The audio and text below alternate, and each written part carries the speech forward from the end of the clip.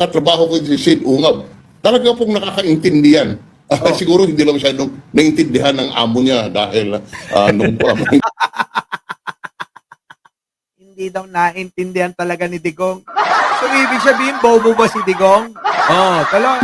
tinitingnan mo ang budget na yan. At sa akin po, yung General Appropriations Act ay valid. At hindi po Ali, kita nyo? Hoy, DDS. Hirap nyo kay Drilon kung sino man yung nagmamagaling sa inyo dyan. Tapos, magdebate kayo. Si Pichay, si Drilon, mga dilawan yan.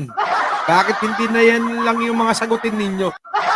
Kita nyo, yung mga dilawan na talagang mga number 1 na kritiko ni Pangulo at ng mga Marcos, abay naiintindihan. Pero kayo, bakit parang ang hirap nyong maunawaan? Di ba?